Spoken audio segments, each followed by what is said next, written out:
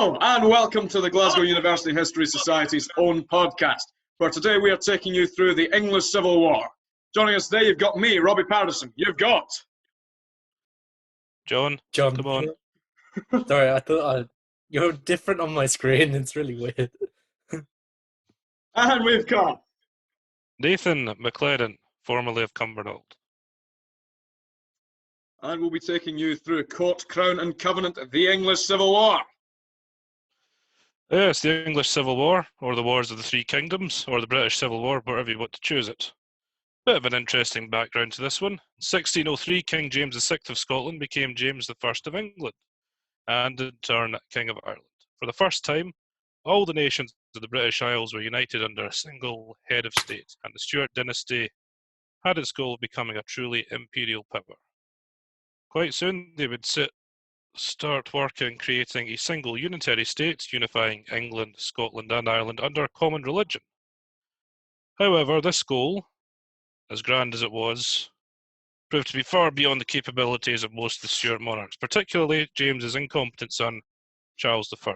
After a decade of rule, he opened up an irreparable rift between himself and the English Parliament, and in Scotland, he alienated the majority of the population of his ancient kingdom with his attempts to impose English-style religion in opposition to the traditional Scottish Presbyterianism, leading to the rise of the Covenanting movement. In Ireland too, the native Irish began to resent the cruel and incompetent policies of the King's Lord Lieutenant, leading to a native rebellion against royal rule. The result is King James VI's dream of a united British realm had by the 1640s devolved into a chaotic civil war encompassing all three kingdoms, multiple factions which would in the end consume the Stuart dynasty and lead to the rise of a terrifying new era of religious and political power politics. And today we will be looking at some of the factions who fought for control of the British Isles: English parliamentarians, royalists in all three kingdoms, even the Irish Confederates, and of course the Scottish Covenanters. And we'll have a look into the mind of the 17th century and the ideals of the men who attempted to form paradise on earth within Britain. So, without further ado, let's start at the English parliamentarians, or the Roundheads as they're sometimes called. So, we'll start with, who were the parliamentarians? Who supported them? What did they believe in? What was their ultimate goal? So the parliamentarians, they were the faction that believed that the king had overstepped his bounds and was unfairly enforcing his will on the kingdom without the consent of Parliament. The origins of the Civil War come from when Charles I was using authoritarian policies to gain taxes without actually seeking the proper permission of Parliament. Every time he called up a Parliament, he'd dismiss it because they weren't doing exactly what he wanted and they were trying to enforce demands on him. So he went round that by enforcing ancient fines. I think for the City of London, anyone who was living outside the walls had to pay a fine. And also ship money, which used to be used to, get the coastal counties to defend against the Vikings, but was now used by Charles just to gain money to keep the crown solvent in a time where, well, there was a lot of war going on. And Parliament, after this, decided to revolt against the unfair treatment that the king had been putting upon them, like imprisoning MPs, such as seen in the Five Knights case, where 5 knights were imprisoned by the king for refusing to adhere to a forced loans policy. So Charles effectively drove a wedge between himself and Parliament by being a very authoritarian ruler and making political moves that really couldn't accommodate the cost of his authoritarianism.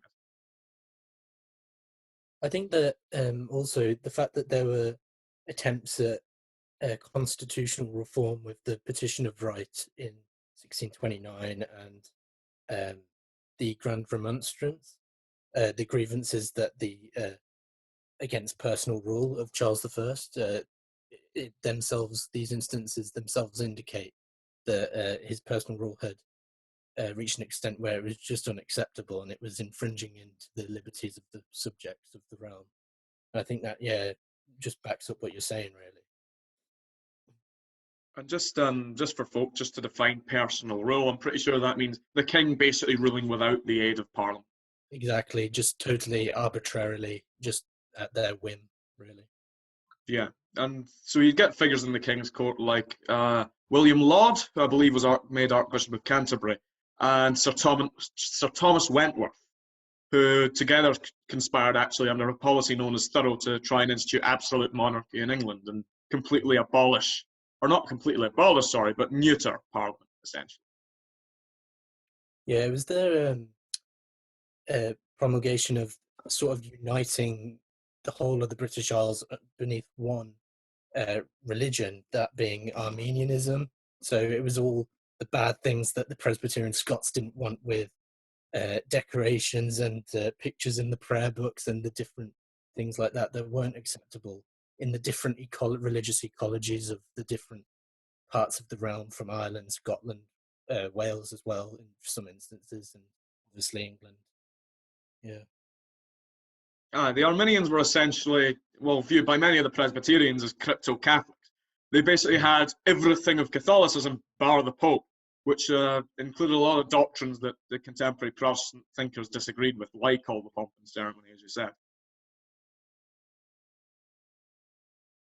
I'm just thinking about the parliamentarians, less in terms of their political ideology, more in terms of the parliamentarians as a cultural force. What do you think they meant when they were talking about Roundheads and Puritans in terms of what they represented within English society at the time? I think it comes back to this religious factions of England, if we're talking about specifically Roundheads and Puritans. It's against William Laud's Arminianism and the popery of the state. It's that creeping papal influence that Charles is sort of beckoning towards. And it's this Puritan Parliament with Cromwell and others as well, as you've mentioned, Robbie, trying to suppress that. It's these Spanish influences that we get from Charles coming back from Spain after trying to set up the marriage with the Infanta. It's suppressing that creeping, lurking sort of anti-papal sentiment, really. That's a very good way of putting it, especially considering that even though the Royalists definitely weren't Papists, or the majority of them weren't, the Irish did have a strong Catholic bent to them, and the King did go to try and arrange support from them at times, which turned out to be political suicide. But there was this massive reaction against popery and everything to do with Catholicism, which is actually borne out in one of the more progressive groups of the time, the Levellers, where they very prominently excluded Catholics for their proponents of universal religious toleration. So even though you get these sometimes very progressive routes under the English parliamentarians, they still were incredibly anti-Catholic.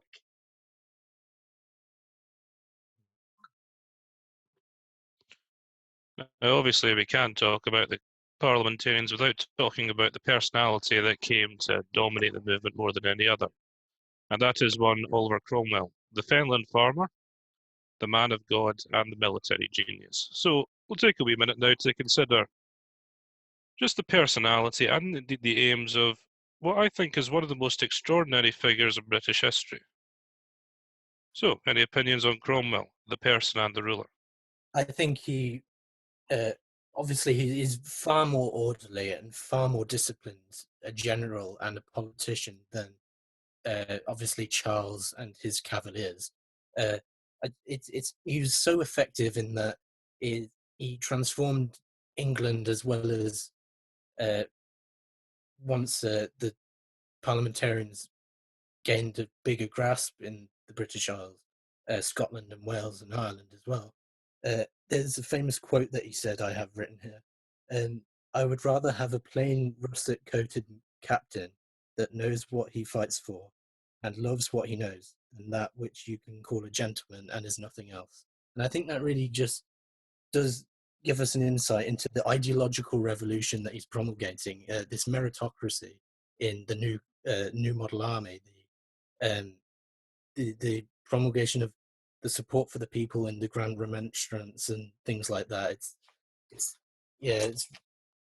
very different and very new to unprecedented in England, I reckon.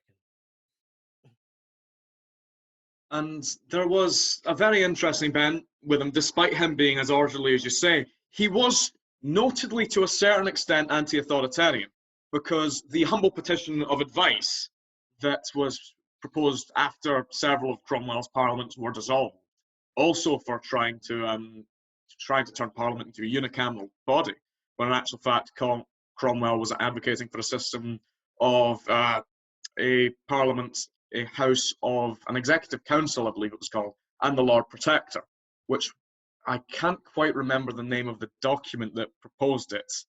It wasn't the Heads of Proposals, that came slightly before. But the political philosophy slightly before the humble petition of advice that advised Cromwell to take control of the monarchy, he refused the crown. He refused the sort of same power that Charles I would have had. And he constantly tried to make sure Parliament would adhere to this, division of powers within the state. He didn't try to focus all power on the Lord Protector, despite him being a military man by nature. And it's a very fascinating thing that he declined monarchism, declined the ability to make himself a king, which many other alleged republicans like Napoleon couldn't resist, having crowned himself emperor. And even when he disagreed with Parliament, he did rule in a very militaristic way, even during a time of alleged peace. The rule of the major generals, for instance, where he abolished Parliament and essentially had his major generals dispatched to run different areas of the country under military autocracy. Despite this sort of one of the many black marks in Cromwell's record, he does, when he tried to work through Parliament, he at least didn't try to impose himself as a completely authoritarian ruler, and at least avoided some of the mistakes of Charles I in going entirely by personal rule. It was the title of Lord Protector, wasn't it? We were very close to having Oliver I, but fortunately he wasn't that kind of man. Oliver Cromwell, more than anything else, transcends his era. He is one of the great adventurer conquerors of history. And it's amazing that he was a man who came from not exactly a poor background, but certainly not a particularly distinguished background. It was a And sort yet, of if you look at declining his family, wasn't it? It was. And if you look at his achievements, he achieved more than any other king of Scotland, England, or any of the Irish monarchs. In the space of about 10 years, he solved so many problems that had vexed entire dynasties of rulers. Simply through the application of his own personality and his willpower, he was an extraordinary man. And to quote G.W.F. Hegel, the spirit of history definitely was with him. There was nobody who in the end could stand in his way. And unlike so many other adventurer conquerors in history, he died on top. He died with his throne secure, at least within himself. So that is extraordinary. Obviously, because he didn't crown himself king, he lacked a certain prestige, which is why his regime didn't outlast himself. But even so, as a personalistic ruler, he's definitely up there, I think, with any monarch in British history or any ruler in British history. Of course, while he was successful in the sense that he did manage to resolve a lot of problems, but he also did quash attempts to move forward with British society. For example, the Levellers. Under the Putney debates, the Levellers, a group who were advocating for the abolition of tithes, because tithes at that point in English history and British history as a whole had gone on from simply supporting the local church to being more about supporting whoever had the right to collect the tithe on behalf of the church, which in many cases was local gentry, and this was viewed as a form of property. The Levellers also wanted to extend the franchise to the vast majority of Britain, or England rather, by having all male property owners have the ability to vote, rather than having this sort of tax threshold on who can vote and who can't. And in the Putney debates, which is a time where the army was advocating for leveller ideas, Cromwell and Henry Ireton quashed them in debate and declared that no one who did not have a fixed interest in the kingdom deserved to have a voice in government. So, although he was a titanic figure, and though he did try to solve some of the problems of the British state, he also impeded much wider problems within the organisation of Britain that wouldn't be solved until the Reform Acts in 1832 and eventually the Representation of the People Act of 1918, which did eventually grant universal male suffrage. To what extent do we think Cromwell was a man who co-opted and subverted the revolutionary movement, as it were, a la Vladimir Lenin, we might say, whereas the Levellers were the original idealists? Do we think that that division existed within the parliamentarian movement? Do we think Cromwell and the Levellers represent opposite ends of a spectrum? There was a plethora of different ideas going around. It was a time of pre-enlightenment, it seems, with ideas of redistribution, and as the Levellers were quite radical, and a lot of them were in the army and had first-hand experiences of certain things, and they're an agitating group as well as others, like the Ranters, for example, as Robbie and I were discussing just before the video. They were quite an anarchist group. They embraced the lack of discipline, and they did believe in God, but they interpreted sins like drinking, fornicating, dancing as sacraments, just as much as they were virtues, because God introduced them into society. So it's these new radical ideas from Ranters, Levellers, and the Diggers as well, the Covenanters as well, as we should go on into a more religious context there. But it's a new platform of ideas introduced into society, rather than a black and white Cromwell and the Levellers, as you said, I think. What do you guys think about that? I'd argue that originally the Levellers and Cromwell were sort of on an even footing. One of the prominent Leveller leaders, John Lilburne, did meet with Cromwell a number of times. In fact, they originally had, they eventually struck a chord after a major point of contention, because John Lilburne was imprisoned for advocating against the predominantly Presbyterian Parliament of the day. And Cromwell, basically, although having seized the City of London, the New Model Army having taken the City of London by that point, because of a disagreement within the parliamentarian faction, he refused to let Lilburne go until I believe it was a certain number of demands were met. Or sorry, I've got my head wrong now. They eventually reached an accord, and Lilburne was set free. So they did sort of have an accord with each other, the Levellers and Cromwell. Lilburne, William Walwyn, and I believe Richard Overton as well, all did meet with Cromwell at varying stages. In fact, William Walwyn advocated for the New Model Army storming London and taking Parliament by force, because the Presbyterian faction of Parliament was so fundamentally opposed to what the New Model Army and the Levellers and independents in general wanted. The Presbyterians were going for a settlement with the king that would, by and large, impose the old social order back on England and prevent it from advancing as this sort of spirit of revolution of the day would have it be. And as a result, there was a massive, obviously, internal disagreement in the faction that united various disparate parts of the independents, like Cromwell and people like Lilburne.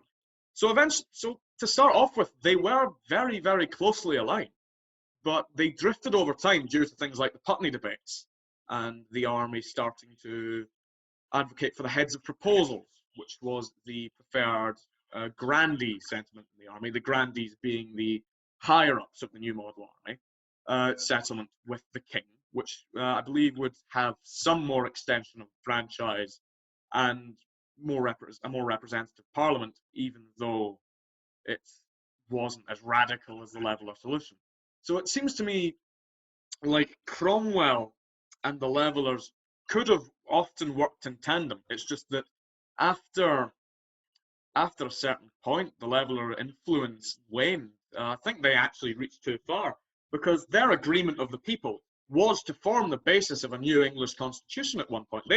They proposed it to Parliament, and it was, well, shot down. So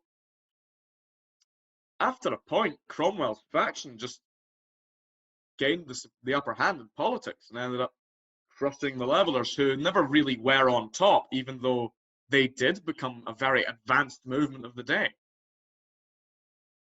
It's interesting the point John made about the religiosity of the era. Both Cromwell and the Levellers, in fact many political movements, were also religious movements in a particularly virulent and zealous way. And I think to understand the particular, well, let's put it mildly, the bigotry with which these men went about their causes, you have to understand the 17th century mind. On the one hand, it is pre-Enlightenment, it's pre-science, but it's also breaking away from the old certainties of the medieval era. And if you look at the writings, particularly the demagogues involved in the various factions at the time, there's a massive uncertainty and even unease with which they write about current society. In fact, one of the most popular religious movements, and this spans the entire religious spectrum here, is millennialism. And that is the belief that the end of the world, more or less, is imminent. A lot of people were living in this constant sense of crisis. And that will be impacted people's actions massively. And in fact, it seems almost we've gone back to that in a kind of a secular way. I mean, we live in a state of almost constant crisis in our society. So I suppose that helps us to empathize a little bit with these people's positions. Absolutely. The sort of crisis often seems to act as a manifestation or a catalyst for change in politics and the politics of the day. That's why you could get people like, as John was saying earlier, the Diggers, who were sort of Christian quasi-socialists who just decided to go over, find some land and dig on it because they were poor people who were not being represented by the state and not helped properly by the state. In fact, they were being devastated by the civil war of the day. So they decided to try and step out with the known authority to try and find their own way of doing things, which for the Diggers was basically, the philosophy came down to everything is God's country. Private property is an evil innovation. So we will do away with private property, we will find unclaimed land and we will farm it so we can eat. And the Levellers, many of them were fighting for a parliament that in the end wouldn't represent them. So they were spilling their blood for a cause that fundamentally would not benefit them. And as a result, this crisis forced them to adopt this radical position of, we need suffrage, we need a role in how this state is going to be made because we're fighting and dying for it. And in the modern day, you see people all over the globe who are fighting and dying for various causes that are having a fundamental changing aspect on their respective societies. It's a sort of universal historical thing. Indeed. Now that we've covered parliamentarians, we maybe may look at the opposing party, that is the Royalists. Now, the Royalists are most famous for their stand in England, where they were called the Cavaliers, but in fact, there were Royalists in all three kingdoms. So I thought we may well do a wee précis at the different Royalist factions and whatnot, and the man they were following, and that is King Charles Stuart. So, what opinions do we have on poor King Chuck? I think he's a very interesting man. I think he's a very, very interesting man. Unfortunately, did not necessarily make the best political decisions of his day. There was a time early on his relationship with Parliament was very much marred. Parliament, in actual fact, I would argue, took the first blow because instead of granting him tonnage and poundage, which was essentially the ability of the Crown to collect customs for life, they only enabled this custom taking for a year. So Parliament snubbed Charles Stuart right off the bat, which shows their relationship would not go smoothly. And by and large, Parliament's opposition to Charles in his early days seemed to come from George Villiers, the Duke of Buckingham, who was a very close friend, some would say more, to James VI. Buckingham was noted for helping Charles in things such as the wooing of the Infanta, and he was a very close figure to Charles at court, and he was universally reviled by Parliament because he would constantly launder a large amount of money away on pointless military expeditions, like, for example, I believe trying to take Gibraltar. It may have been Seville, but he was essentially this moron who drew very close to the Stuart family and was given a huge amount of power that Parliament just didn't feel comfortable with. And the Stuarts, ever since James VI's Basilicon Doron, held, which was a book written by James VI on how to be a good king, held to this philosophy of the divine right of kings. We have earned the throne through God's favour, and so everyone must serve under us as our subjects.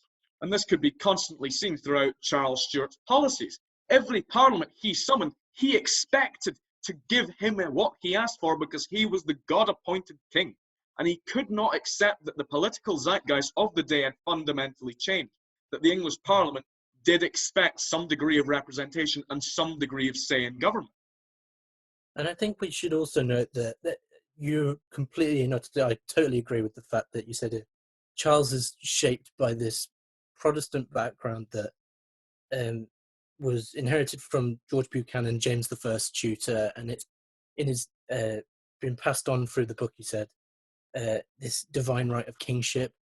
He was totally shaped by that as a child, and obviously he's grown up with that. He's become, it's so ingrained in him. But we should also note that the other external factors outside England that have influenced him for this personal rule and arbitrary whim and controlling Parliament. We just right across the channel we see the King of France wielding probably the most efficient centralized system of post-medieval governance ever, really.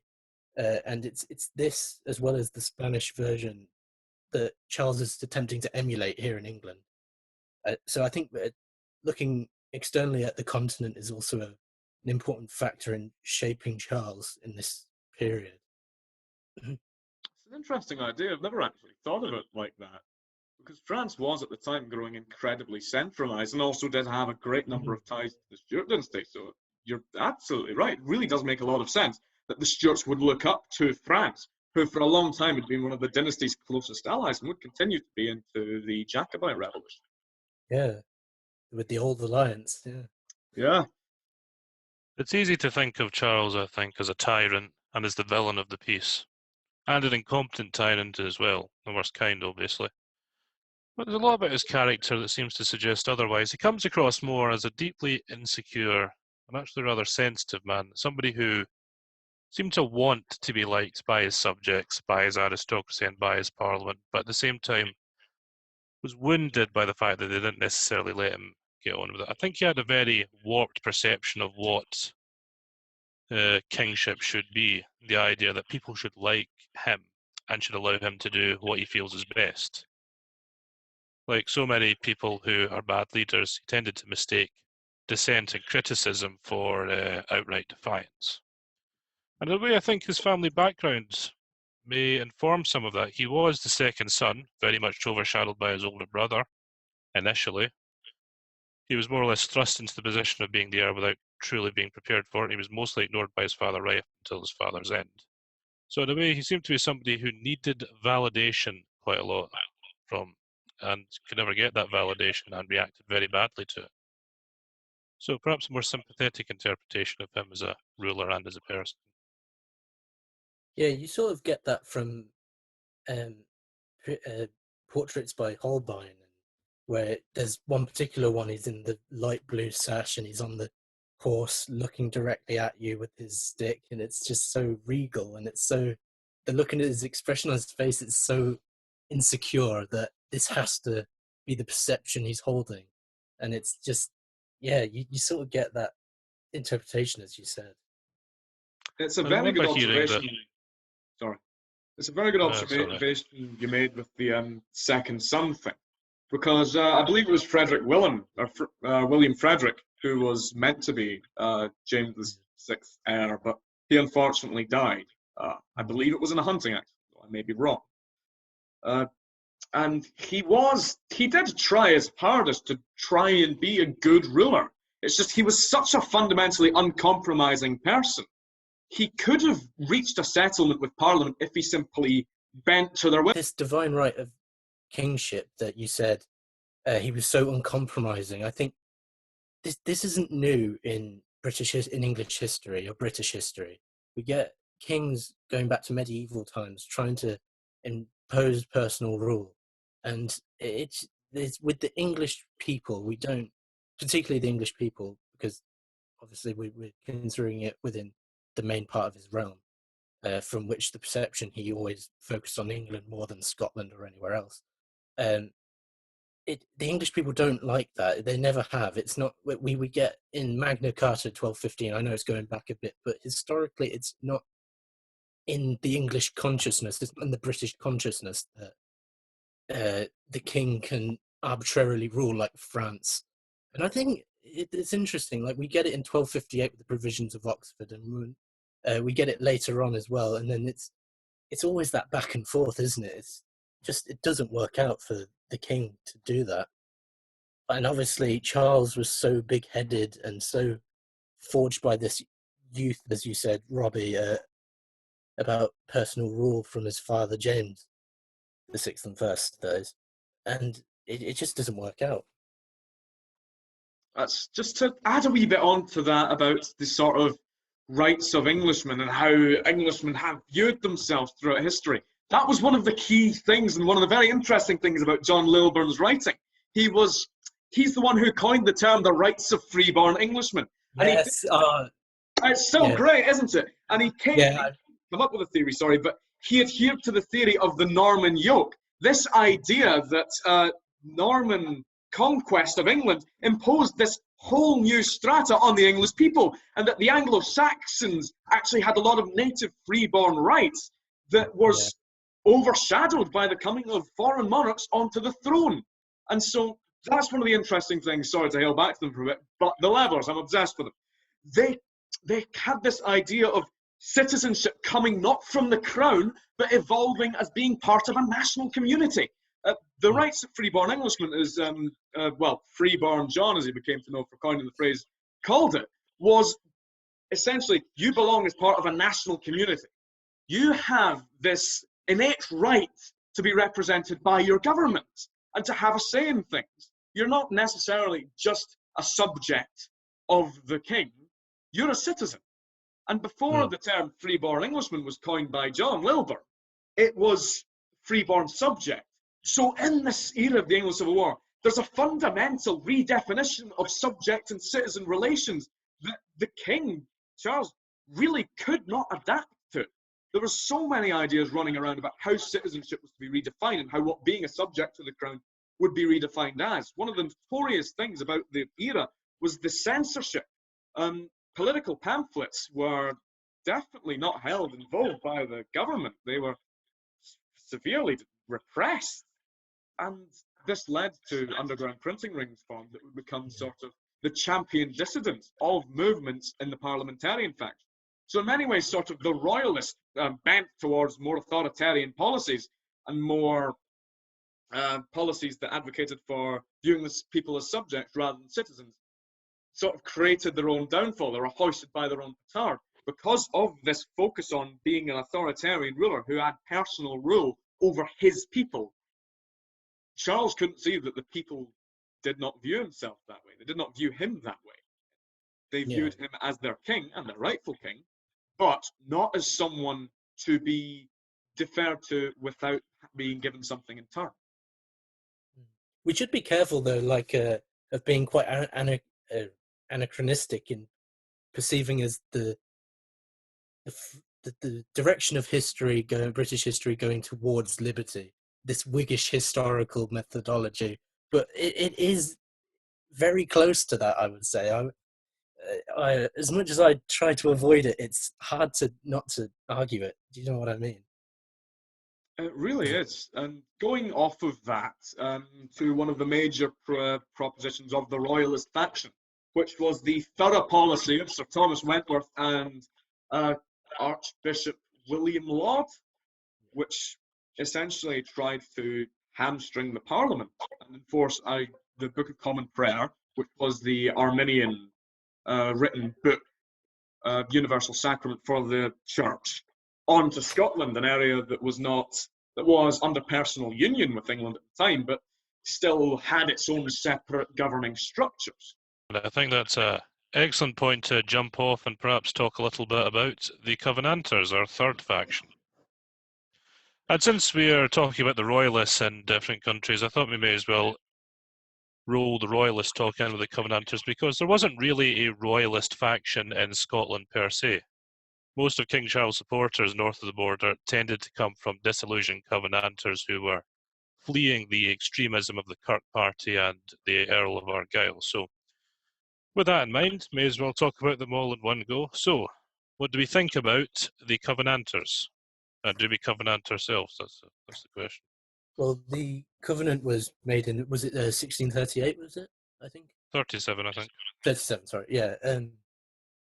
It's this resurgence of Presbyterianism against the interference of Charles, as you said, with the Book of Common Prayer in, I think that was 1630, something like that. Can't remember. But yeah, it's just a reactionary movement to infringements of arbitrary rule, religious arbitrary rule, that is, over Scotland. So it's, despite Charles's father, James VI and first, trying to create this union of Britannia under, trying to unify it into this heterogeneous polity, we still need to understand that the problem in this period under Charles's reign after James is that there's different religious ecologies, there's different customs, there's different ways of perceiving the world, and this is where Charles fails to understand that his infringements won't work. Yeah, I mean, today we're used to very vicious debates about different political ideologies, but politics and religion in the 17th century is the same thing. If you're saying to somebody there's no difference between Anglicanism, Presbyterianism, and Catholicism, which effectively Charles is not recognizing the difference, then you're conflicting with these people's entire worldview. For Presbyterians, they viewed hierarchical church order as basically the work of the devil. They thought it poisoned religion. And, you know, there's an argument that having a hierarchical church maybe isn't the best thing, if we're being very fundamentalist about it. And they looked upon the bishops, the episcopus, as it were, and the foreign prayer book as basically an attempt to destroy their ability to worship God in their own way. So their response may seem silly or even ridiculous to us, but to them this was everything they cared about. And you read about the way the Covenanters would worship. They would go out their way to these meetings, these conventicles in the countryside. These were people for whom religion was number one. It came before almost anything else. I think that's an absolutely fantastic point, Nathan. It's epitomised in one of the events of the day when the Scottish Covenanters, they started resisting the imposition of English Arminianism on Scottish Presbyterianism.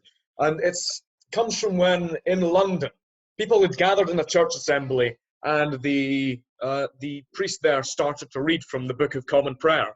And there was a riot. There was a complete riot in the church. And I believe a woman broke a chair and threw it at the altar. People were there's different stories about this, isn't there? Like there is. It's fantastic.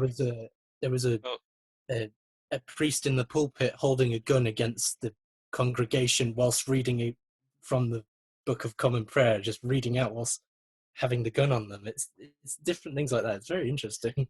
There's the legend of Jenny Geddes, who supposedly she was an Edinburgh fishwife, and the Edinburgh fishwives had a reputation for being quite rude to members of the Scottish Parliament as they were wandering in and out if they didn't like what they were doing. And Jenny Geddes supposedly was the woman who picked up her stool, threw it at, I think it was Archbishop Spotswood, however it was pronounced. And that began essentially the riot. But there is also some evidence that certain members of the Covenanting faction may have paid her to do it. So maybe we should take this spontaneous popular revolt as being a bit more stage managed than it's been portrayed. But even so, it's a brilliant story.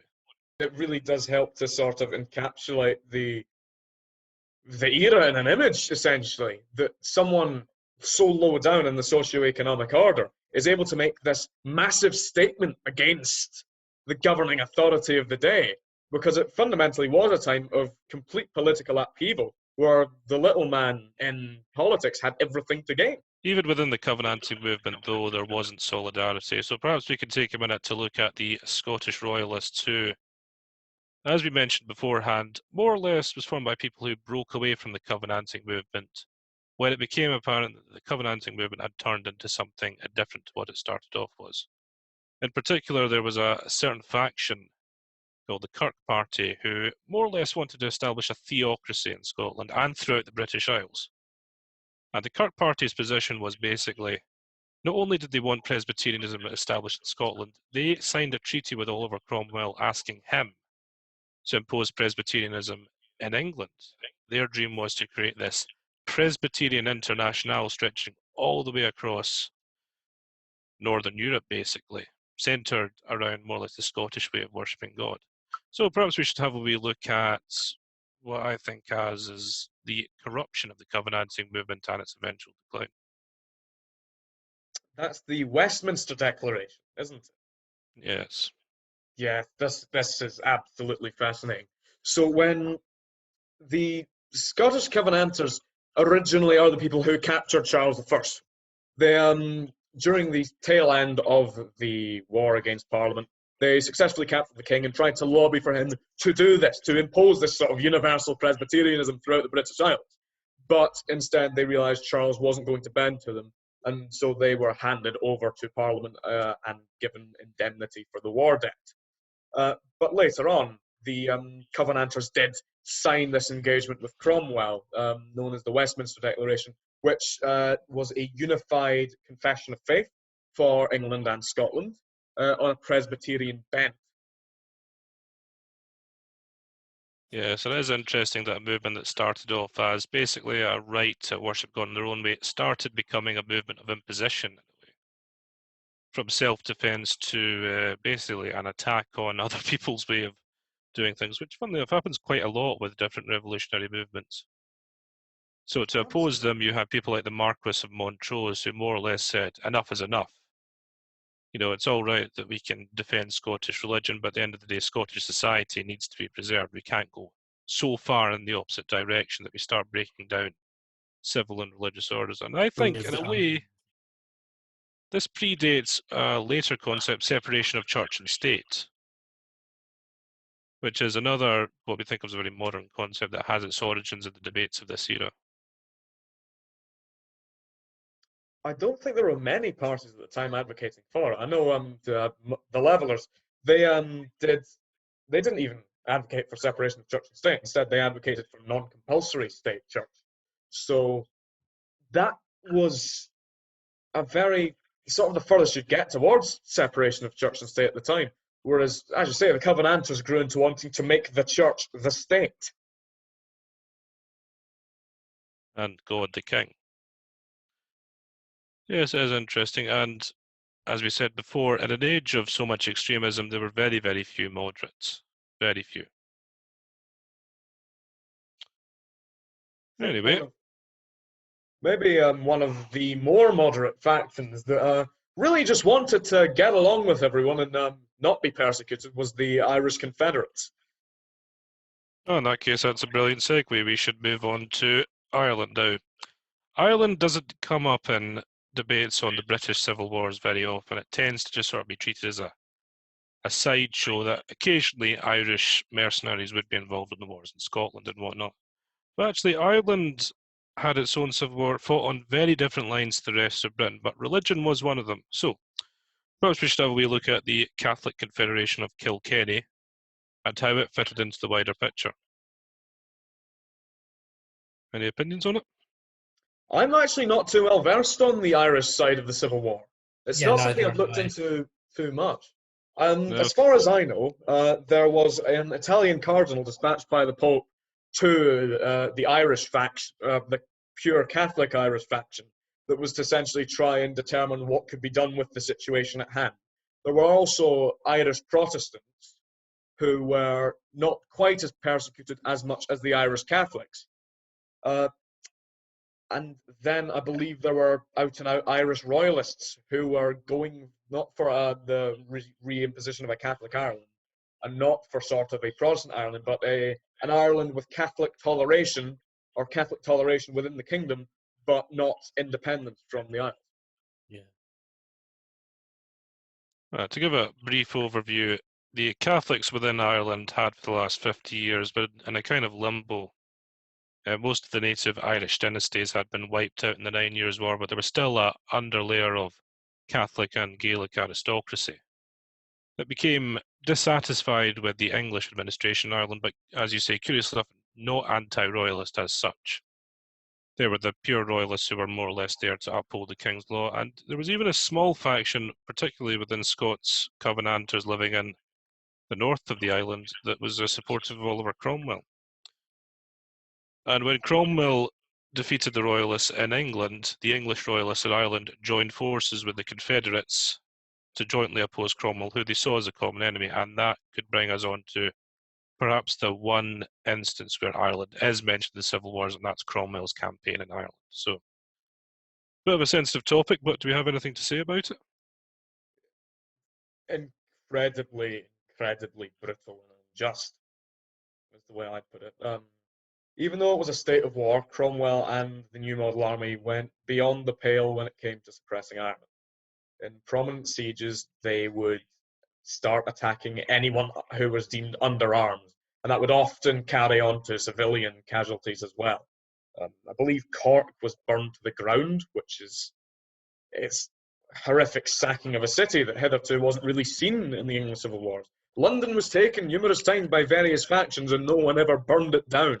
But one of this incredibly prominent city in Ireland was just put to the torch because the Irish weren't viewed as equals to the Scots, who weren't viewed as equals by the English by and large. But Ireland was sort of the lowest of the pecking order of the British Isles at that point. And they'd been in rebellion since before the Civil War had started, to varying degrees. Yes, it is interesting that Cromwell is mostly forgotten in Scotland, and in England he's a controversial figure, but in Ireland his shadow looms large. I think it was Winston Churchill who talked about the curse of Cromwell, that Cromwell's actions in really just 18 months managed to poison the last 400 years of British and Irish relations. In fact, there was a story I heard that in the 1950s, the British Foreign Office decided to modernise, so they took down a picture of a Burmese prince, which they thought was a bit imperial, and decided they'd replace it with an image of Oliver Cromwell. They thought, oh, Cromwell's a Republican, he's very progressive. But the first people who, of course, visited were the Republic of Ireland delegates, who had to look at the picture of the man who they saw as the man who more or less ruined their country. And I was shocked to learn that actually the real end of native Irish aristocracy and the native way of life in Ireland was probably Cromwell. He had thousands of people from Leinster, Munster, and parts of Ulster, that's to say the more fertile parts of Ireland, moved west of the Shannon, where they were piled up in these incredibly poor bits of land. And the native aristocracy, what was left of it, was almost always put to the sword. So in a way, Cromwell murdered Ireland as it was, and what emerged from it was what would eventually become the Ireland we know today, but it wasn't the same thing. To hell or cannot, that was the policy, to destroy Ireland. And it is quite grim to say that he managed. In Irish history, even when the Normans conquered Ireland, they integrated to an extent with the local Irish population. It was said that the Normans were more Irish than the Irish themselves. They adopted the local custom and the local culture to a certain extent. And then you had this brutal force just sweeping across Ireland to destroy, as you said, what culture really remained there in traditional Irish culture. It's devastating. And even worse, what happened after Ireland was eventually, to use sort of the term they'd use in the day, pacified by Cromwell in these brutal, constant reprisals against just being Catholic and being Irish. Vast amounts of land that the native Irish were kicked off of was then just sold to English plantation owners and English aristocrats who'd bought sort of shares in the war in Ireland. And the Irish Parliament, under the New Model Army, essentially only served to cater to these aristocrats who'd purchased Irish land that didn't belong to them, that was completely taken unjustly from the native Irish population. Oh yes, and I think even after the Cromwell's campaign, he more or less created a three-tier system in Ireland that lasted until the 19th century. At the top were what we would call Southern Protestants. Most of them were the descendants of Tudors, English people from the Tudor period who had moved over. They mainly lived in Leinster and whatnot, and a lot of them practiced Anglicanism. Second tier was Scottish settlers in Ulster, which today we know them as the Ulster Unionists. They still live in Ireland, obviously. At the bottom was the remains of the Irish population, which is to say the Catholics. And in a way, Cromwell almost hurt his own cause. Cromwell did say that he wanted to see Ireland in Protestant hands, but he created a divide. I mean, that none of the Catholic Irish would ever accept any kind of Protestantism again, and in fact became a particularly insular and reactionary kind of Catholicism in reaction to what Cromwell did. And the divide in Ireland lasts to this day, and that has had a very deleterious effect on Irish relations, as any Irish person will tell you. And if Cromwell had not gone to Ireland, we'd probably just remember him as another general. The fact that he went to Ireland and did what he did, in a way, changed his historical reputation to becoming a pretty black-hearted villain, in my opinion. Absolutely. And the tragic thing is, Cromwell wasn't originally the one appointed to lead the Irish expedition. The man who in many ways was behind the success of the new model army and just spearheaded it to victory throughout the Civil War was in many cases not Cromwell, but Sir Thomas Fairfax, who was one of the major English generals who fought the Royalists in the Civil War. And Cromwell was very much a second in command in many ways, but Fairfax was always the leading man. In fact, the New Model Army initially didn't really want to go to Ireland unless they were led by Cromwell and Fairfax. The entire sideshow in Ireland could have been completely avoided by the government of the day. It was a deliberate and bloody-minded attack. It's a shame that the more sort of even-handed Fairfax did eventually resign because he viewed his part in the Civil War as finished. He viewed the Irish rebellion in many ways a sideshow that Parliament really didn't need to deal with. And so he resigned and retired and led this butcher to take his place. So, leading on from that, obviously Cromwell himself died in 1658. His son was unable to carry on his regime within a year of his son's fall from power. Charles II was back on the throne. Britain was in a restoration. And in a way, it seemed like everything had been set back to what it had been beforehand. So, what do we think? Was the Civil War era, was it a waste of time? Was nothing solved? Was it a pointless bloodshed? Or did it affect any kind of lasting change? I would argue that the Civil War period is a time, it could have almost been like the French Revolution. It just isn't brought up as often, and the Restoration did impede many of its effects. But we did get a more representative parliament out of it. The idea of divine right of kings was crushed in the English Civil War. It was completely discredited on Britain. And besides that, Parliament now could no longer be automatically dismissed by the king and would have to be called legally, I believe it was triennially, so every 3 years you would have to have a parliament. And the exercise of parliament in British politics was no longer an expedience that royals could occasionally cater to. It was a mandatory force. So the roots of, well, British democracy in the end come down to the English Civil War and having a parliament rather at the heart of politics in the nation. And interestingly enough, some of the figures that didn't have an automatic impact on the English Civil War still had an impact much later. For example, John Lilburne, Freeborn John, his policies had an influence of the Miranda rights, because when he was under trial, he argued against the ability of one to incriminate himself. That's an innovation entirely down to John Lilburne of the Levellers. So a lot of these political writers have changed the face of the world as we know it today in many ways that aren't particularly represented. Probably should be given a lot more credence. I also think it's important to note, when we'll go back a bit and say that when Charles I had his trial, he was actually convicted for being a tyrant, traitor, murderer, public enemy to the good people of the nation. So I think this new perception of limitations on kingship, that, as you said, Robbie, and Nathan, you mentioned earlier as well, had a lasting effect in the British Isles. I think to come out of the English Civil War and the War of the Three Kingdoms, it's that, if anything, it's that, I think, if we're to finish up there. Well, I think that's us more or less wrapped up the Civil War era. Next episodes, we'll be celebrating the Allies' victory in Europe. It's the 75th anniversary of VE Day. So we'll be chronicling the last 2 years or so of the Second World War. We'll start at El Alamein for Britain. We'll start at Stalingrad for the Eastern Front. And we'll look at the fall of Hitler's empire and the victory of the Western powers. So that'll be interesting. And a couple of things just finally before we round off. If you look in the description, a lot of the sources we've used will be available there, so you can go and do further reading if you like. And John, I believe you wanted to say something? Yes. If you'd like to know a bit more about different historical periods or just interested in history in general, I happen to run a history blog on Facebook. It's called Echoes from History. So yeah, do give it a like and do follow and see if you enjoy it. So I often try to engage with readers, so do have a look. Cheers. Cheers. Cheers.